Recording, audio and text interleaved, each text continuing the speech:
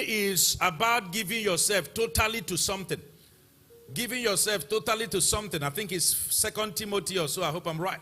Chapter 4, verses 15 and 16. 2 Timothy chapter 4, verses 15 and 16. It says, okay, all right, then try first. Right, 1 Timothy 4, 15 and 16. Bible is, Paul was speaking, say, meditate on these things. Thank you, that's what I'm looking for. Meditate on these things. Give yourself entirely to them, that your progress may be evident to all. The King James will say, the old King James will say, give yourself wholly to them, that your profiting may appear to all. Can I have other translation? NLT. And the Message. And NIV says, be diligent in these matters. All right, give yourself wholly to them, so that everyone may see your progress. In other words, if I want everyone to see my progress, what would I have to do? I have to throw myself. He said, throw yourself into your tasks. Give your complete attention to these matters. Throw yourself into your task, so that everyone will see your progress. Truly, there are people, all of us desire to make progress. All of us desire to have profit. But the people whose profit you cannot deny are people who made up their mind to throw themselves. Can I have the Message translation? Who made up their mind to throw themselves fully. Lift up and say, I will throw myself fully into my task. He said, cultivate these things. Immerse yourself in them. People will all see mature. They see you mature right before their eyes. But I think the NLT hits it best for me. Go back to NLT. NLT says, give your complete attention to this. All right. The word this there can be anything. And in our series, we are talking about how you have to give attention to impact. One of the things that interests me and has motivated me is that, see, you have to, on your own, make up your mind tools you are going to use for impact. Platforms you are going to use for impact. Let me give you an example.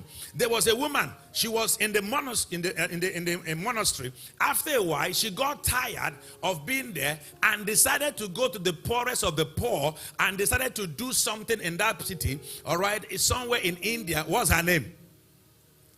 Mother Teresa. I'm sure you know. You see, I'm trying to describe what she did, and that will help you remember. Some of you were not even born at the time she was doing that. But now we cannot forget her. After a while, she said, it's good to be a mom, be a mother here. But I'm leaving this place. I want to go and impart the lives of people. Look at this. There are many people that joined her in the monastery. There were many people that were admitted the same day she was admitted. There are many people. They have all died. All of them have died. I said they have all died. But none of them can be remembered now because they did not live a life of impact. The best way to extend your life is through impact. The way people can remember you is still impact. I was flying to Lagos one day, and at the airport, we have all, waiting for boarding. And a young man sees me. He says, sir, thank you. You came to our university about 7 years ago, and you taught me this. He was teaching me back what I taught. And he says, now I've gotten a job somewhere in Lagos. I'm going to Lagos. Sir, this is my mother. The mother was happy. We prayed. He said, okay, when you see your mother off, see me inside. Then he came inside where I was staying, and then he said, sir, this you taught me has helped me. I'm going to be in the HR of so places. And then we prayed. But as we're going out, he pulled out right, you know how people sit waiting for, pulled out his pocket and pulled out money. I say, oh God of mercy. Ladies, but not think that, because people saw when I pray for him, knelt down when I pray for him. They don't say that this pastor is one of those pastors that used to collect money after prayer. So when I pray for him, he pull out. He says, I've been find a way to see you. Thank you for what you taught me 7 years ago. And he put money in my pocket, in my hands. And I used that to hide it. And I put it inside my pocket. I wanted to correct him that he should go and look for an envelope. But I don't want too much more drama. So I left it. As I sat down in that same place, and that person said, sir, please forgive me. Are you that Yosiri? I said, when you call that name, I know where you know me from. I said, do you go to my... He said, yes. In 9th, you are our papa. You taught me this. You taught me this. In fact, your younger brother took over. He was president. He was my seat.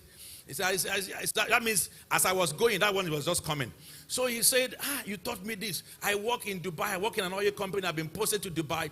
But I just came in because of COVID. But COVID has released now, so I'm going back. I said, wow. He began to tell me, he asked my wife, everybody. When we arrived Lagos, as we're waiting